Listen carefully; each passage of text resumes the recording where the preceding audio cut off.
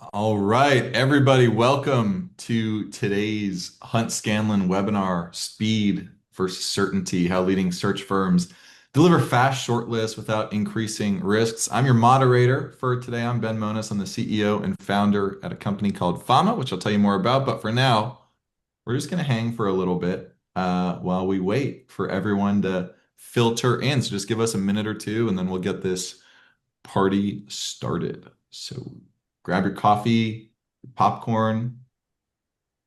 Too early for a drink. It's 10 a.m., here on the West Coast, but maybe you're, in London right now. Maybe it's coming up on 6 o'clock, maybe you're having fun.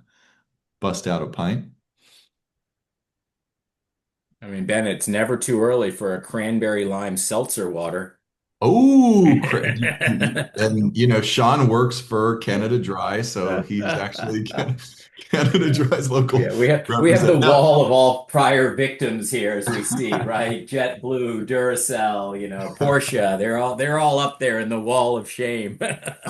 that's awesome. Now, so that flavor seltzer, cranberry lime, that's your go-to, or is this a new No, flavor? that's actually my wife's go-to. I just grabbed it from the fridge. I'm more of a traditionalist, Oh, either plain seltzer or okay. perhaps lime when I'm feeling frisky. Ooh, I tried out the Soda Stream myself, but it just wasn't the same. It just was. I had to go back to LaCroix, is my medicine of choice, I would say. LaCroix Traditionalist. water, yeah.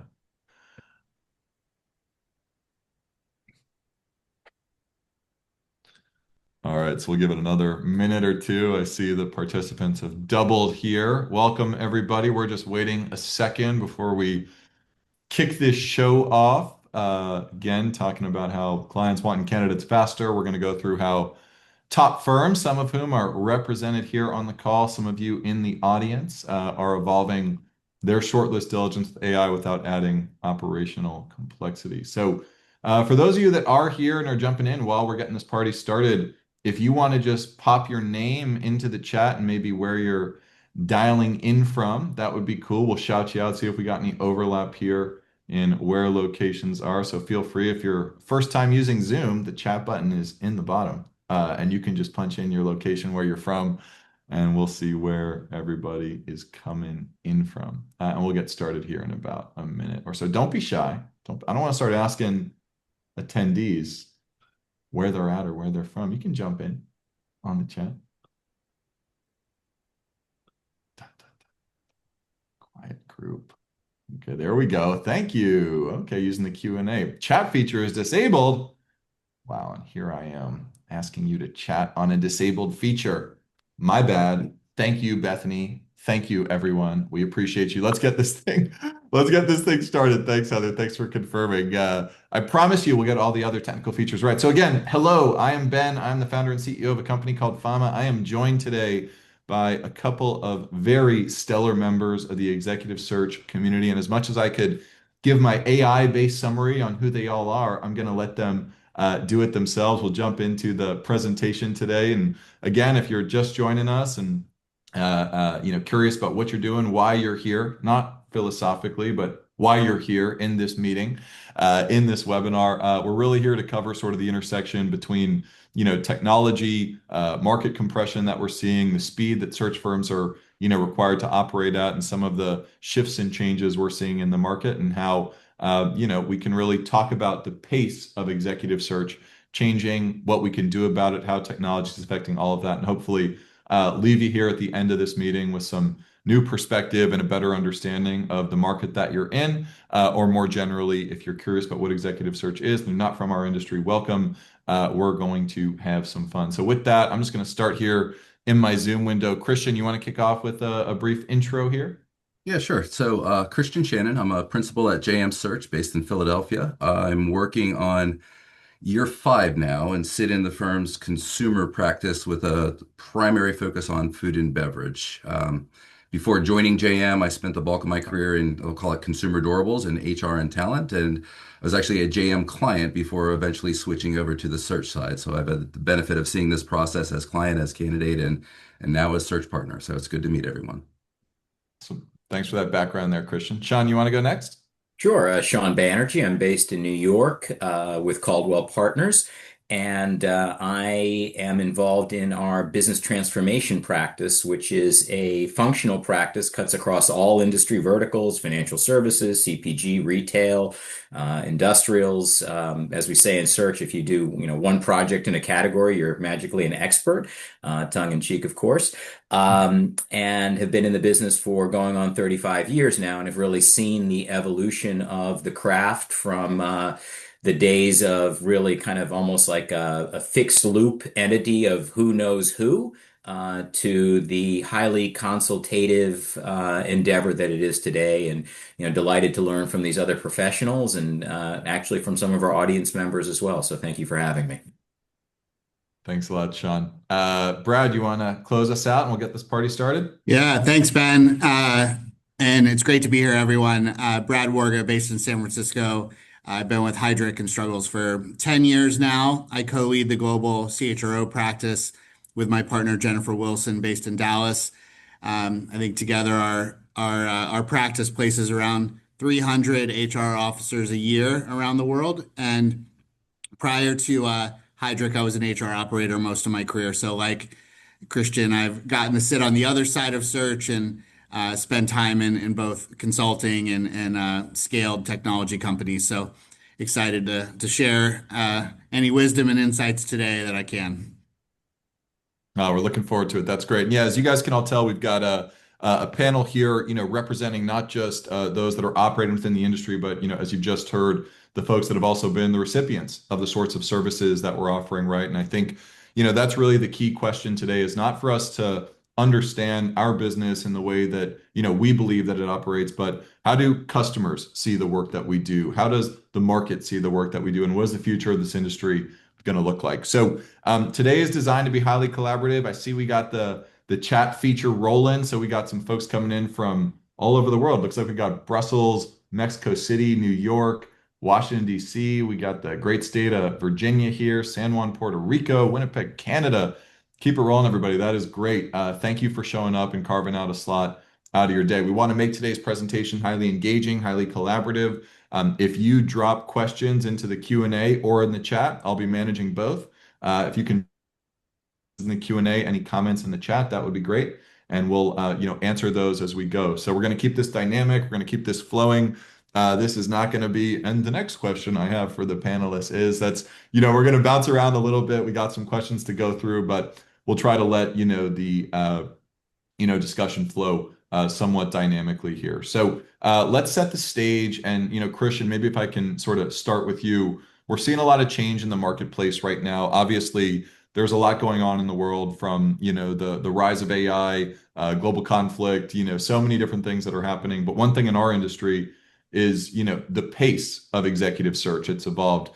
How have you seen the pace slowing down, increasing over the past 2 to 3 years in the executive search industry? Where are you feeling pressure from the clients that you serve today?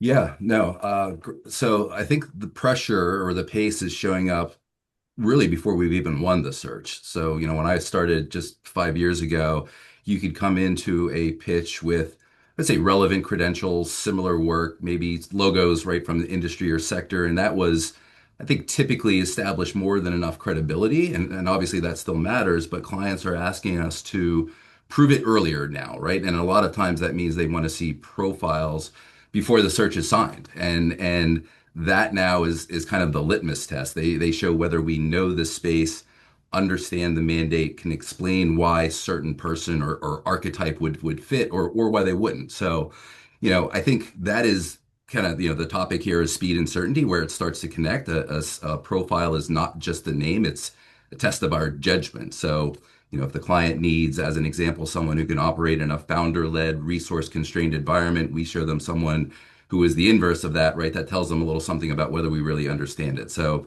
the pressure is not only that speed, it's demonstrating the market fluency.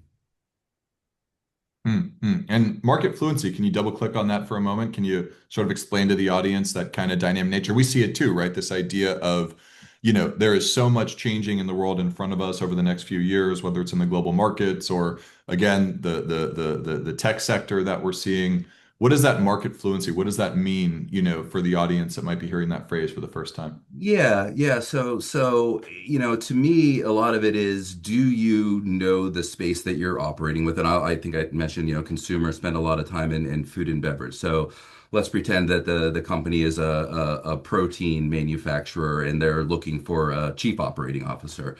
It's not enough to know the protein space, but you have to. So to me, the market fluency is the adjacencies, right? What are other kind of complex operating manufacturing where food quality safety are imperative that you can bring to the table that not just shows the same, we'll call them logos, the same businesses that are their competitors today, but things that they might not have necessarily considered that would be similar enough to the mandate that right would be additive to the process.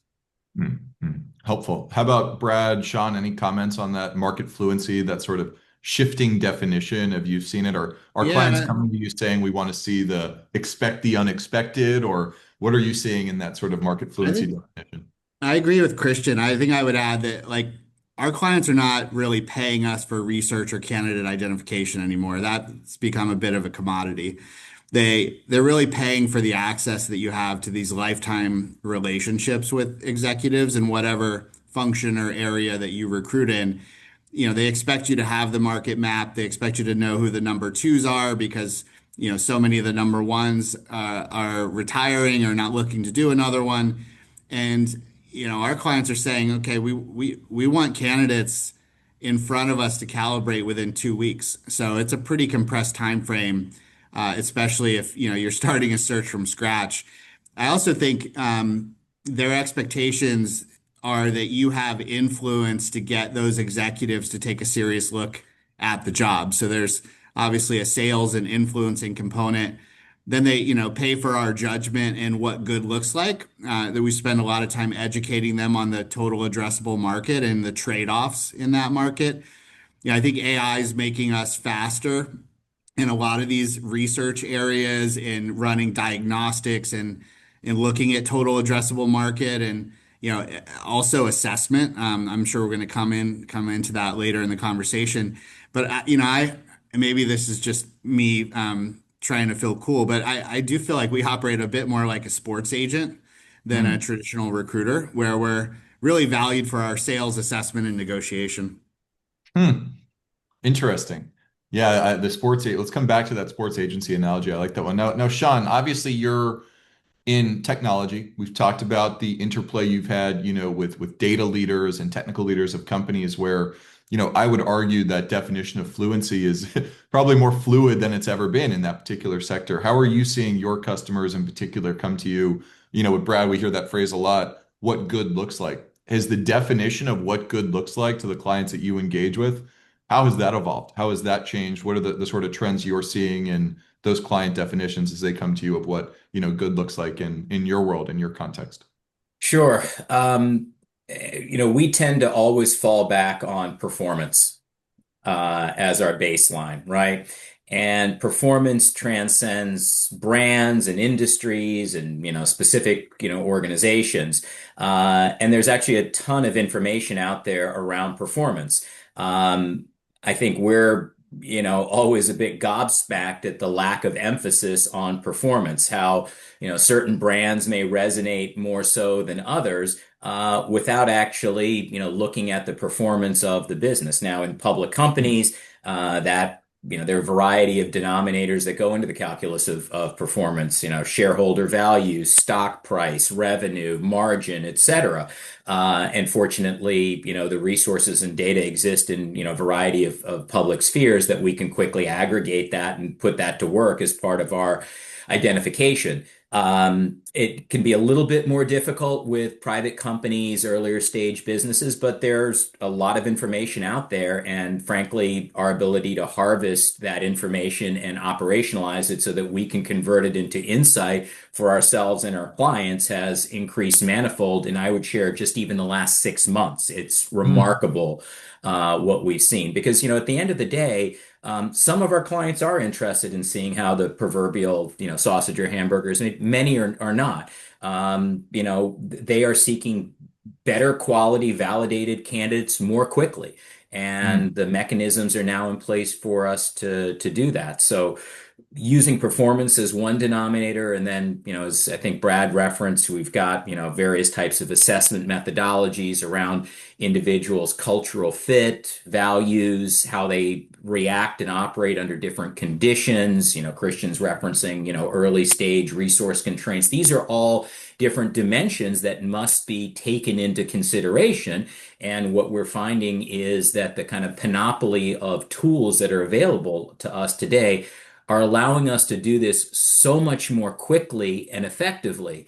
Right. That said, the human interface still is the priority, and our ability to engage with candidates and clients, allowing these tools to drive the automation and optimization to give us the gift of time so that now we can have those kinds of, more forthright and substantive interactions. That's so much about how the game is now being played. Very interesting. That sort of idea of accelerating through technology, just to kind of play back the tape, the work that you used to have to go through to come to that sort of consultative mindset, you're finding now that you're getting that leverage in your client discussions and client relationships by accessing, new technology, new sorts of tools that historically what might have taken you, what was it? Was it weeks? Was it days? Was it, are you, what are you Like, seeing in terms you of know, that operational impact? Ben, Yeah. I'll just give you a highlight here. Like, I mean, if you think about what what we were just saying around the kind of insights that are available, you can go look at what was the performance of the company during the period of time that that executive was there. What were the critical milestones, the news that happened, any crisis. I mean, you start to be able to mix biographical detail with the actual company performance. But then you Hmm. can also look at who did that executive hire on their team during that period of time and aggregate all of that information and see if you can get pattern recognition on, how much of a talent magnet they are. So these are just some of the examples of where tools have enabled you to gain a lot more insight. That combined with like rigorous assessment and in the evidence building up front, I just think client expectations have changed in terms of they don't want you to regurgitate resume data. They want they want you to tell them something that they don't know. For Yeah, I sure. mean, I'd even build upon what Brad shared. So a number of years ago, we kind of, people would talk about in sports, going to the sports agent approach, the coaching tree model. How when you distill back in various leagues and sports, there tend to be different figures that many of the Sure. top performers, in terms of whether it's general managers or coaches, have kind of been developed by. And it's Right. amazing Shout out Nick how. Saban, right? Shout out Nick Well, Saban. Nick Saban actually worked for, he was part of the Parcells Oh, and sure. Oh, the sure. Of course. tree with, the person who shall not be named, but he wears a hooded sweatshirt a lot on the sideline.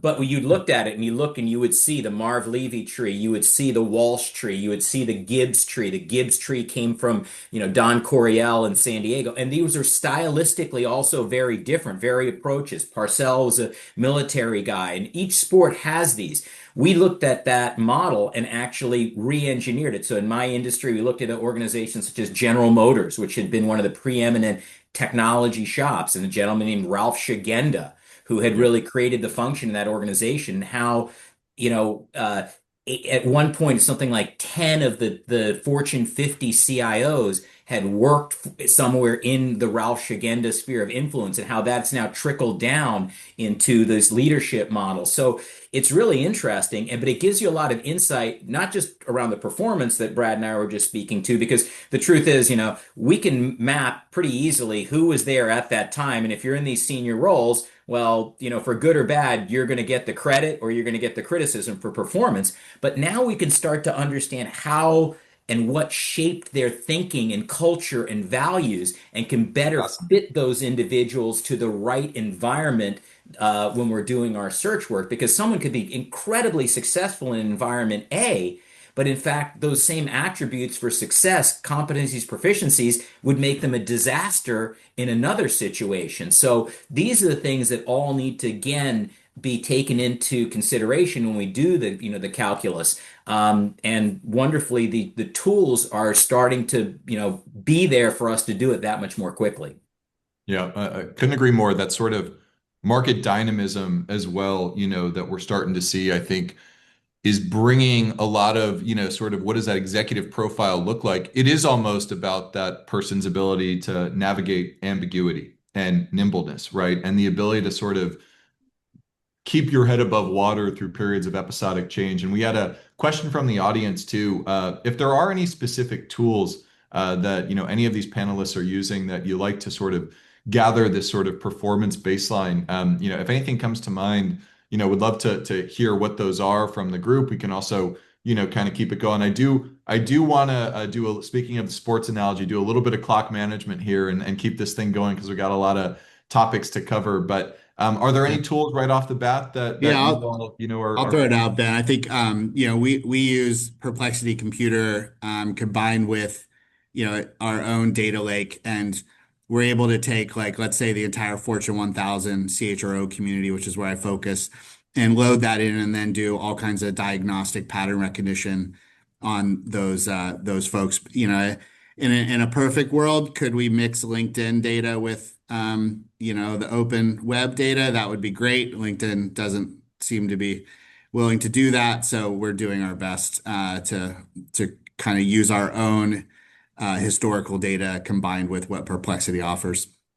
awesome. Great. Well, we'll keep those. Woody, appreciate the question. Any other, guidance on tools, maybe, in the follow-up kind of Q&A section here. I want to, jump a little bit more, as we kind of layer. We talked a lot about this expansion of, what I'll call increasing expectations from customers based on changes that you're seeing in the market. But I want to reintroduce the concept of speed here because I think that's an important piece of all of this, right?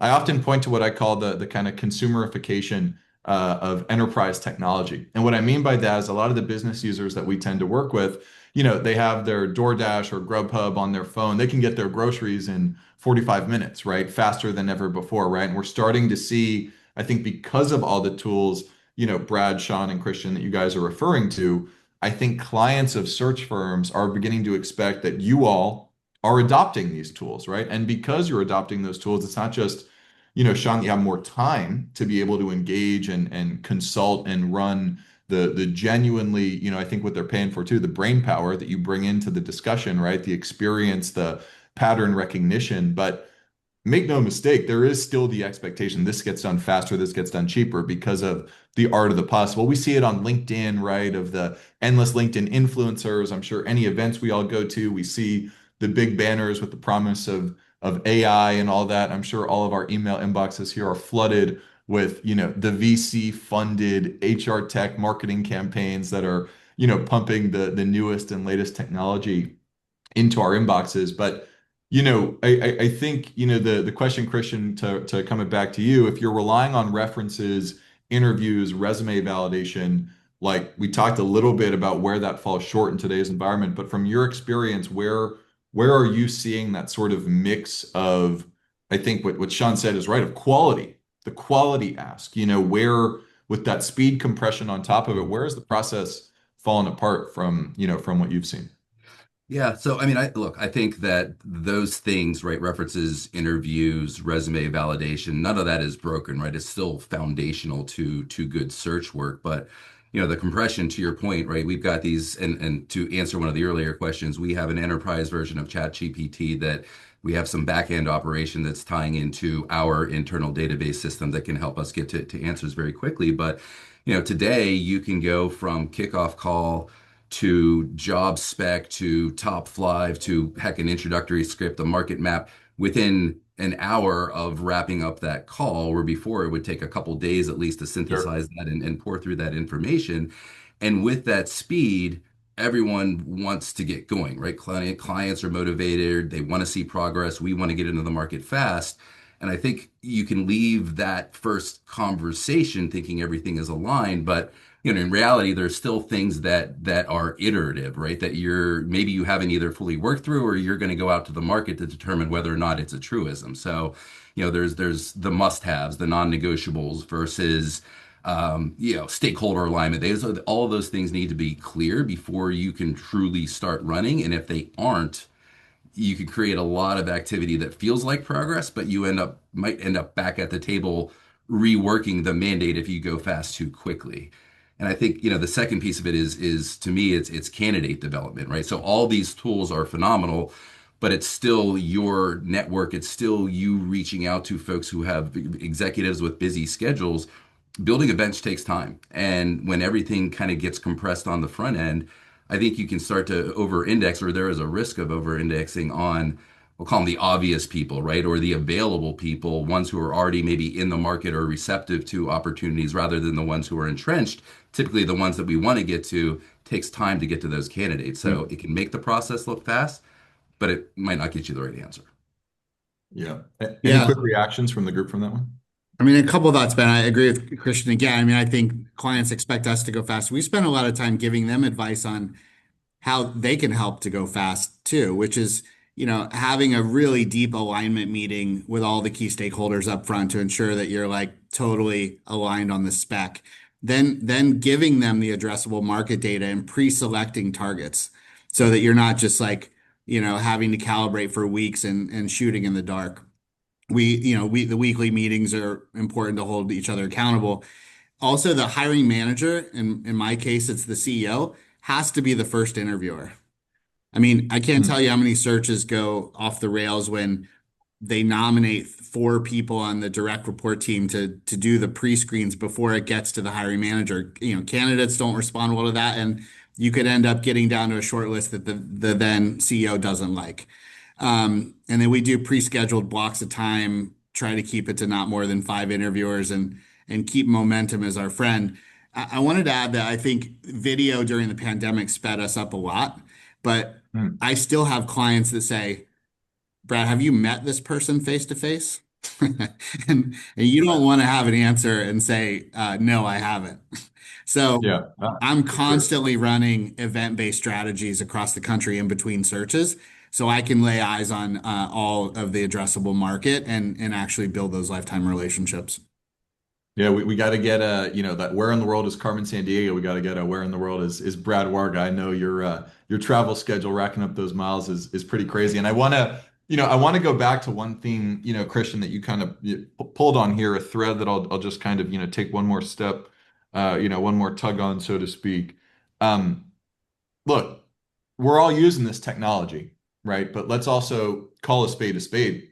These customers have access to the same technology too, right? It's not as if we in executive search have access. And Brad, you are cool, but to like the Perplexity computer and your data lake, like they got Perplexity, they got Gemini, they've got all these different tools and some of the biggest companies in the world. I'm sure we've all seen software like Glean, for example, which allows some of these companies to plug a agentic start to their day into all the business tools and software that they use, really representing kind of the future of work, the forward deployed AI engineer, for example. So, Brad, just to kind of come back to a comment you had made before, do you think that information advantage that search firms used to be able to maintain, do you see that kind of decaying over time as some of your end clients begin to get access to the same sorts of, data models, source data, and, said another way,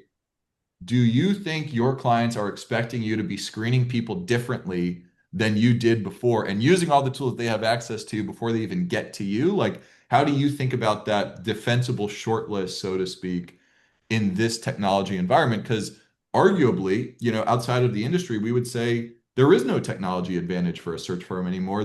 That's the sort of leveling of the playing field. And it goes back to some of, I think, Sean, what you were saying on, that pattern recognition, that history, that intellectual capital you can bring into the discussion. But yeah, Brad, to you, how are you I seeing like mean, your client look, expectations on the as market? someone who grew up, recruiting software engineers in the early 90s before the internet and had a phone book on my desk that was probably stolen from some company.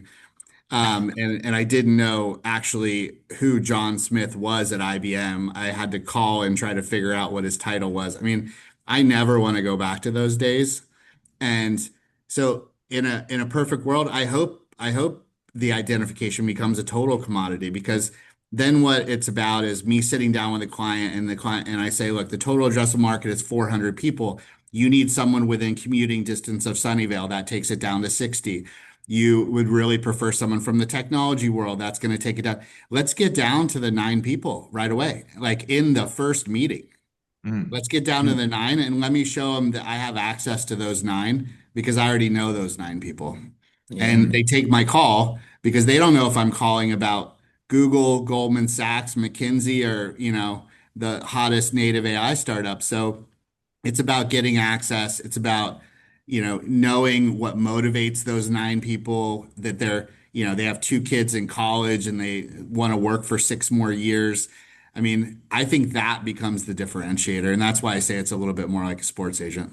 Yeah, I mean, I'd even add to that, Ben, what Brad said, and I agree. And there are elements of that again, technology can compress and facilitate. But what Brad's talking about is kind of this marriage of science and voodoo, right? You gotta understand the magic. You have to know people. You have to be able to understand them. You have to understand the motivating factors and priorities that they have at any given time. But I also think your question begets kind of a broader macro question, which is something we're seeing across all services industries. And there's the old adage, even the best tool in the hands of an unskilled craftsman, is not going to create the result that you might be seeking.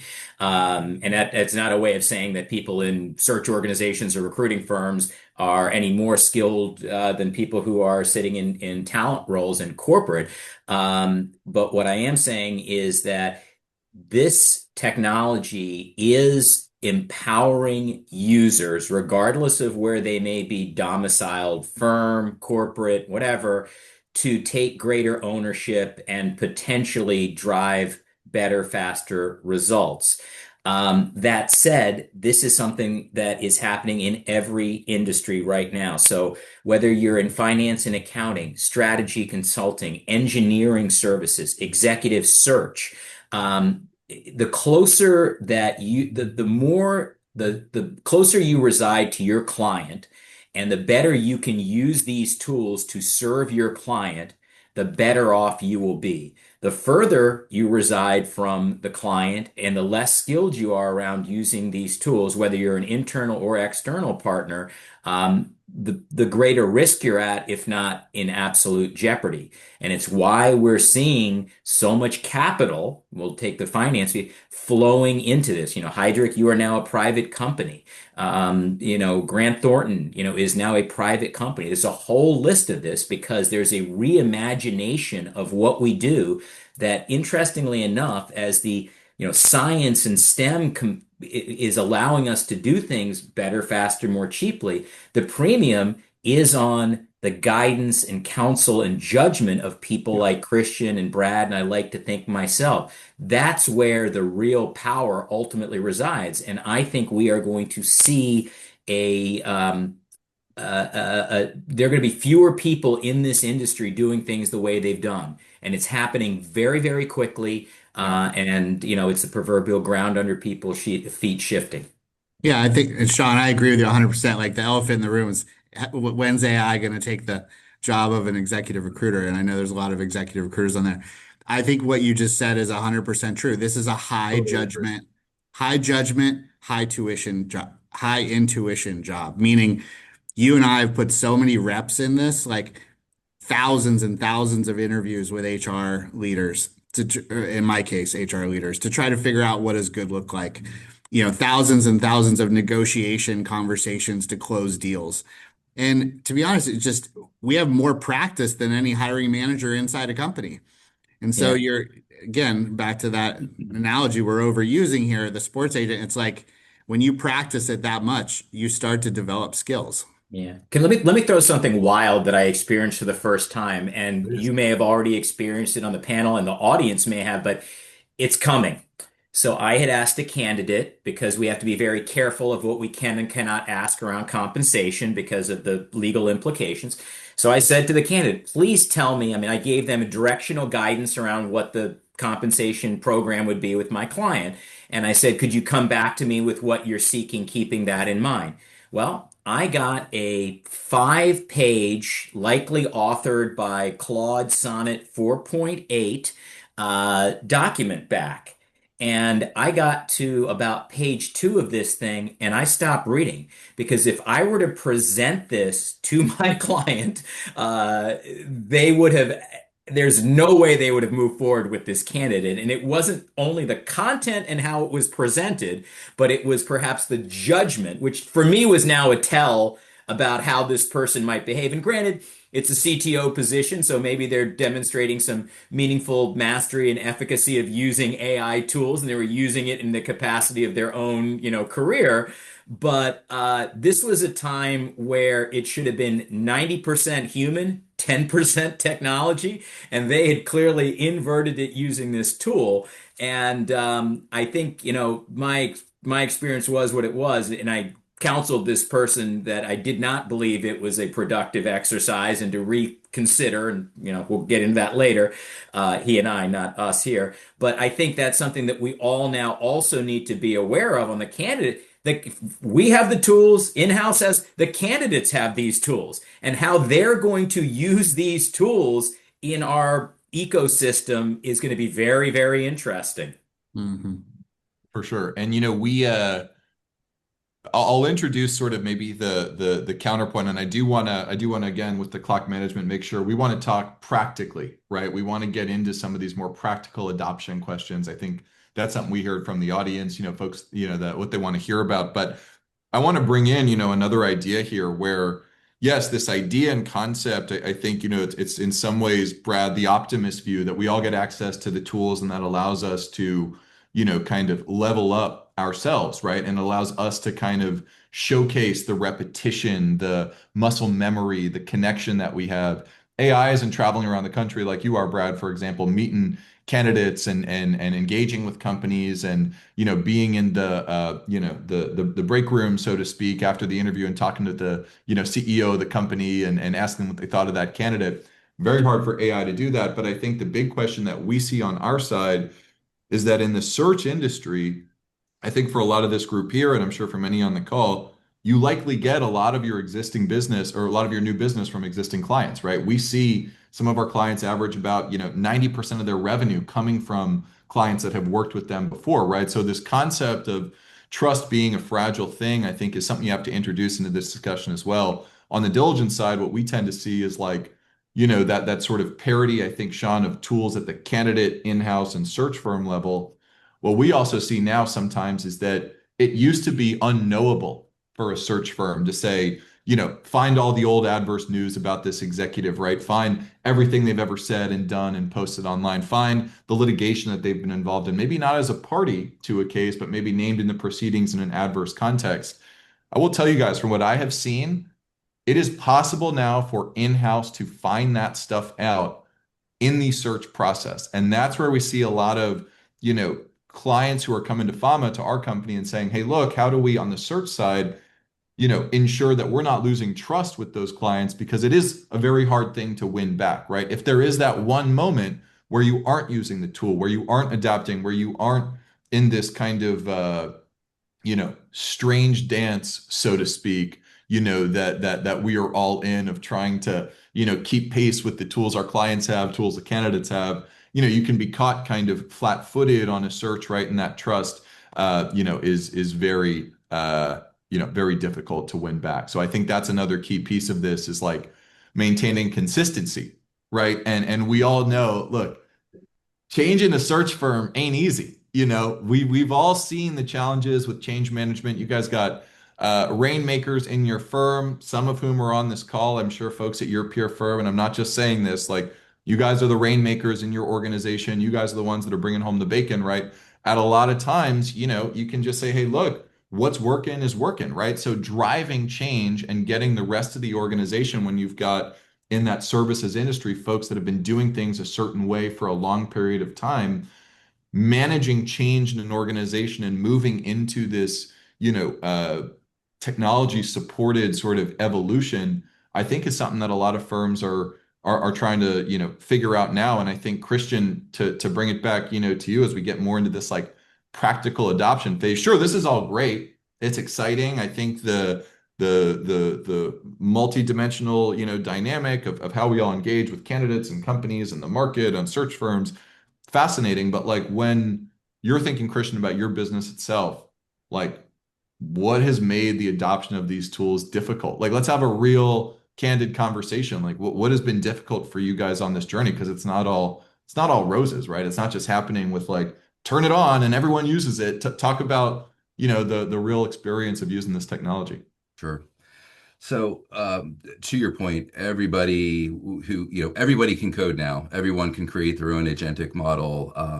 I sit on our firm's technology enablement council, and so, I sit there and review the tools both as someone is involved with utilizing them, but also how we think about adoption across the firm. And, I think the first thing, and back to that point, is weeding through the noise, right? There's a lot coming at everyone right now. Everyone has a solution, and we've tried to stay disciplined about what actually improves the work and the workflow versus what just sounds interesting. And Brad and Sean commented on trust earlier, right? Trust is tantamount in this business. So, you are dealing with information, confidential client information, candidate information, comp, career moves, right? All of that.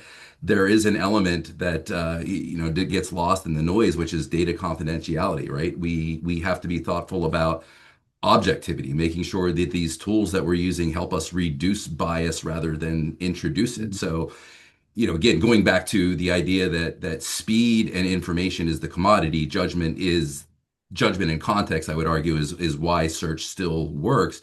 We have to keep the judgment of the principals, the partners at the forefront of these search decisions.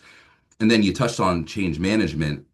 You can't just drop a tool into the process and assume everyone's behavior is going to change or everyone's going to universally adopt it, right? So, one of the things that I think we're doing well is, we bring the firm along as we test and learn. So, we have our town halls, we talk about the tools that we're looking at, that we're piloting, so that people aren't surprised when the tools are introduced, but you still have to show people how they make their work better, right? So a lot of folks in our firm have been doing search for time immemorial, and until you help them understand the value that these are going to bring, it can feel a lot like robots are taking our jobs, right? So meeting people where they are, showing the practical use cases, I think that helps build trust with the change, both internally and with your long-standing clients. Absolutely. Now, yeah, go ahead, Brad. Sorry. I'll just say, like, you're talking to someone right now who's waiting for a token refresh as we speak. So look, I Hey, think wait, for those of you that don't know, what's a token refresh? Because I want to assume that there's some people we want to welcome everybody into our tech I mean, zone. What's a token refresh? I had a lot of ambition for how I was going to build these agents, and like I loaded too much data, and I used all my tokens in one agent. Um, so it gets expensive quick, and I'm sure everyone knows that. But second thing I wanted to mention is what's been amazing. So at Heidrick, we hire a lot of early career talent. People coming out of schools that are just super smart, more technology savvy than I'll ever be.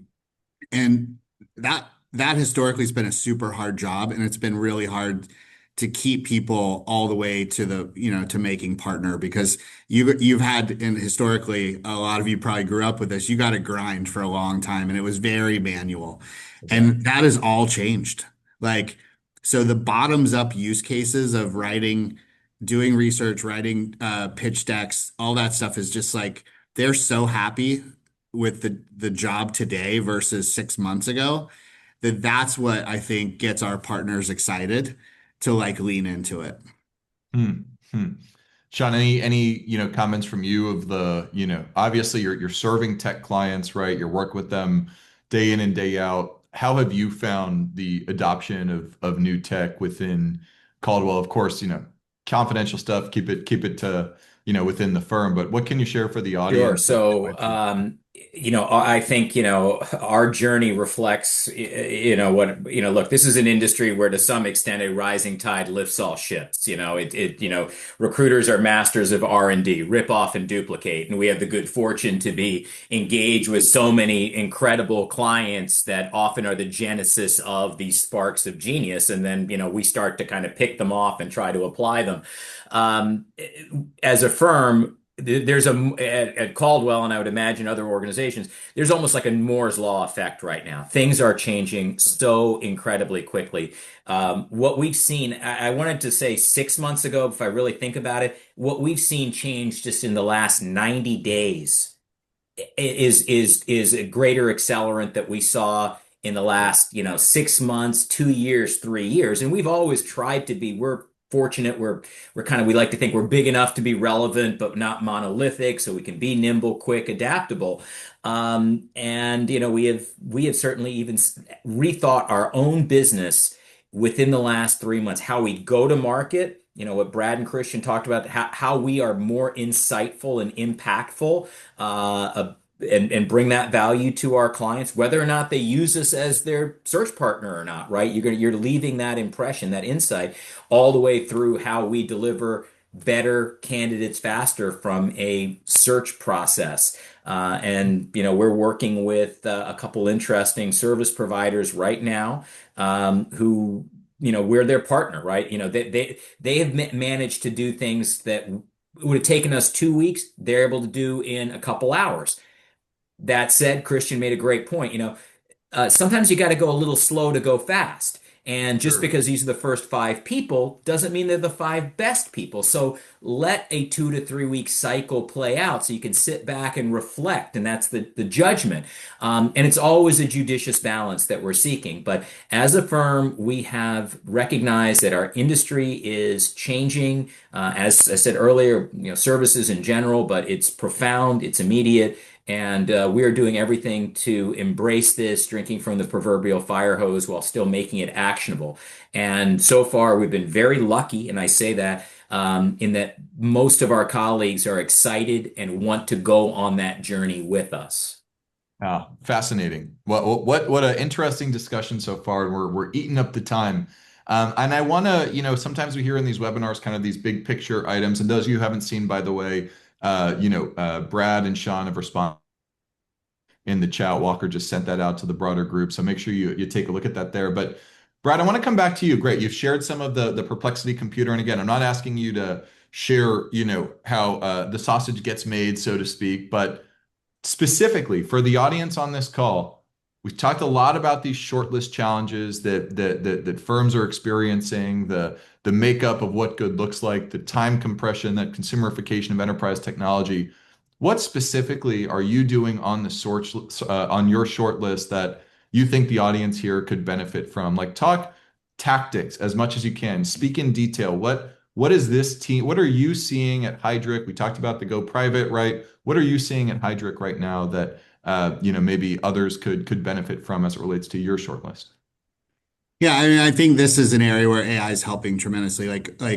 Most CEOs and founders aren't really going to have a thorough understanding of the full addressable market of HR officer talent. So we maintain that mapping of all the public companies, all the late stage privates. And based on the intake meeting, we develop a scoring mechanism and then we go in and basically, we'll present the entire addressable market to the client. We'll say, here's the background data. We don't expect them to go through it line by line. Some of them actually do, which is actually helpful. But we pre-agree on 20 to 30 targets. So one, we're not out spraying the market and causing brand issues because many of if you've ever taken over a search when someone tried to do it internally and called 400 people and the job's still open in the market, they all know each other and they're like, why is that job still open? They talk to everybody. So we take a very targeted approach. And what's great about that is when the CEO or the founder agrees that like, we're going to pick one of these 25, it just really changes the relationship from service provider to like, we're partners in that. And that's when you get into like, you need to make the first, you need to do the first interview to the CEO because these people want to know they're going to have chemistry with you. And also, we really, I think, just along the way, share as much data from those interviews, including compensation data, which, there's a lot of sticker shock in the market right now. And And it just makes for a smoother search because they feel like they've had the data to make the right decision. Hmm. Fascinating. And there was a question from Bethany. Do you create the full addressable market list or the 20 to 3 target list in Perplexity? So we created internally. Well, I wouldn't say that. I mean, it's a little bit of what Sean said. It's like, it's not very hard to go get the list of the Fortune 1000 public company CHROs. But today, like that used to be a manual effort for us. What's their salary? Because it's in the proxy. What is where do they actually live? Because it's not always at headquarters. Did any of them have a computer science degree when they graduated from college? Because that's in demand now. The diagnostics we can run on that list is new. The list isn't new.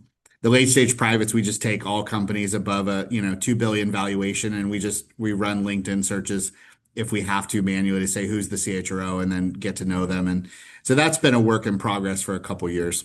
Yeah, I Hmm. would I would share we use ChatGPT, but we've kind of embraced Claude a bit more as of late.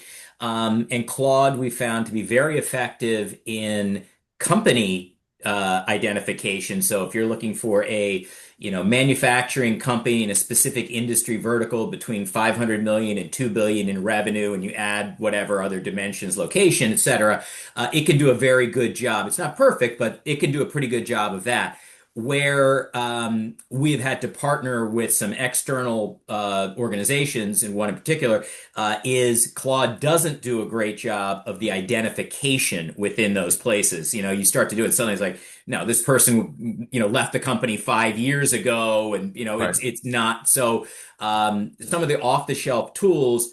You really have to work with them, and we are, and it's getting better and better, but we also are looking for, third party alliances and help to refine those efforts further. And the white elephant in the room is that, you can't turn your Claude loose in LinkedIn, right? I mean, that's still something that there are some providers that have some workarounds, but I can't send my agent in there. I actually got a warning when I was first experimenting saying, Oh, if you really? do this, you're going to be breaking the, rules of use, et cetera, and here's potential repercussions. And, LinkedIn, for as much as it, there's a lot of slop in there now, it still is a reasonable repository and can be a helpful tool. And Ben, I don't want to take away Christian's time to answer this question, but I would like to tell you like three things that we're working on that we think don't make sense in the world anymore, and AI Okay. enables it. Huh. So, Um, I was gonna Go say, ahead. are you going or okay? Yeah, Go So ahead. so no, I mean, look, I mean, I think you guys are on point with the being able to show the addressable market.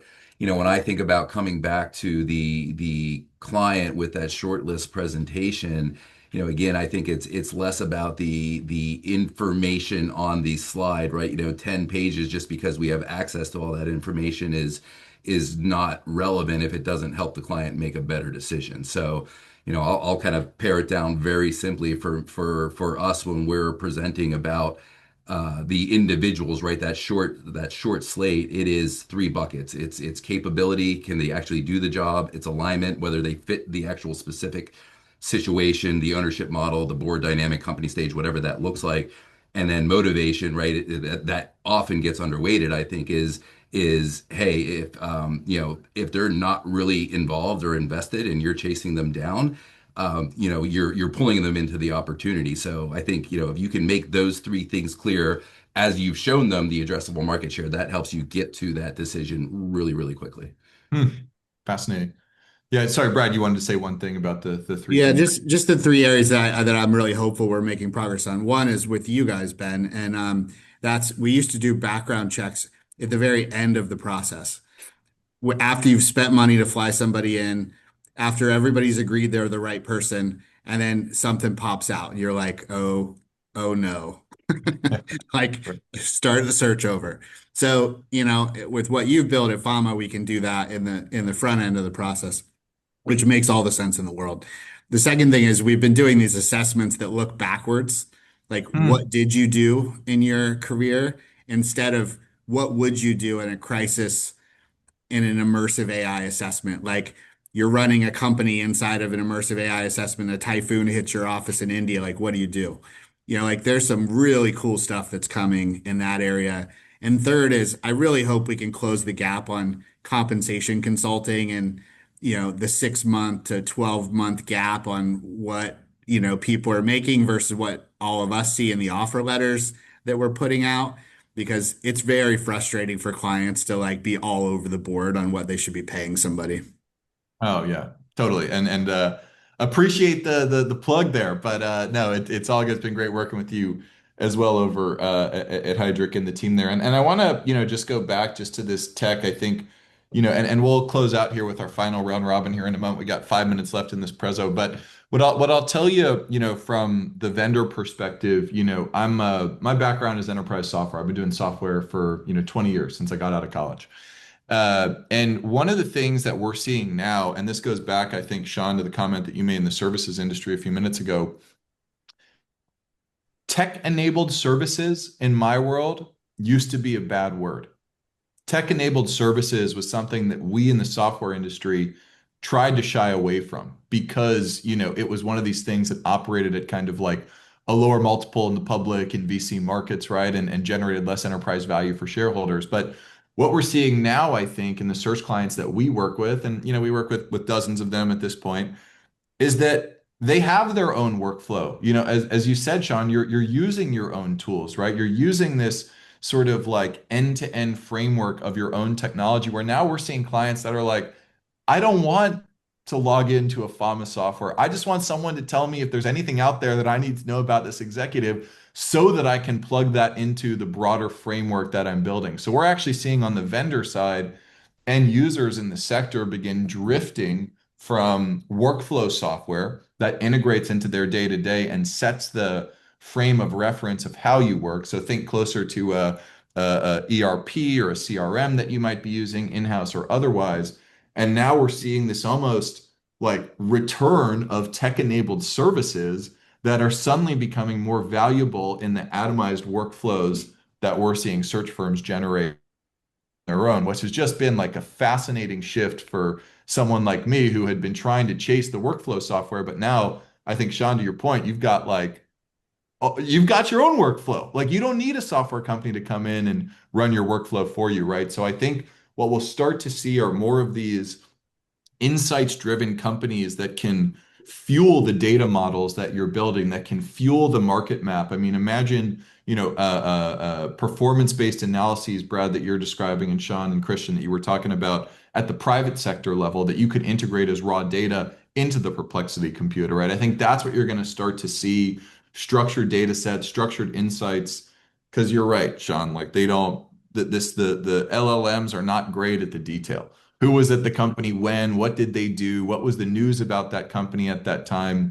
Very hard for a non-deterministic model to come up with those things. So I'll be watching the industry very closely, and hopefully, I know you guys all will too. But I will. Let's just do a quick round robin here. We got 2 minutes left, so keep this to a sentence, a few sentences, a diatribe maybe. That'll be the only thing off limits. But if you could give one piece of advice to a search firm that is still relying entirely on the traditional shortlist compilation methods, the old way of doing things. I'm talking about you guys are using MacBooks, they're on a typewriter. What's the one piece of advice that you could give to these attendees of the call here that they could take away and put into place right now as soon as this webinar ends? They can start that process. And whoever would like to go first, feel free to jump in. I'll give a quick one. I think I'll use hopefully a serviceable analogy, but it's Netflix and Blockbuster, right? So Blockbuster did not fail because people stopped watching movies. It failed because the way people access movies changed. So, in our universe, I would say it's about modernizing responsibly. Don't feel like you have to chase every shiny object out there because there's a lot of them, but take the time to understand where these tools can improve your workflow and where they create more work and it's okay to be a fast follower. Thank you. Who wants to go Um, next?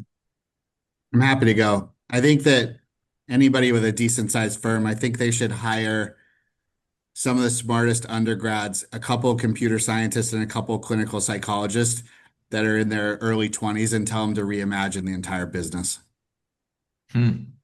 Love that. Break it all up. Start from fresh. Okay. Yeah, no, I think we speak about that with our clients. I think both Brad and Christian are on the right track. I would say that, my coda would be, evolve or perish, because that's where this is going. The world is changing. There is absolutely no doubt about that. And we are all lucky to have you guys helping us lead the charge and sort of shape what the future is going to look like. So give a digital round of applause for the group here. Thank you guys so much for the participation and for sharing so much detail about what keeps you up at night, what you're excited about, and where you think this industry is going. I've enjoyed this discussion. And I want to thank everybody here for attending and hope you all have a great rest of your day. Thanks a lot. Great. Thank you, Right. Ben. Thank Thanks, you, everyone. Thanks, Christian, Sean. Thanks. Brad.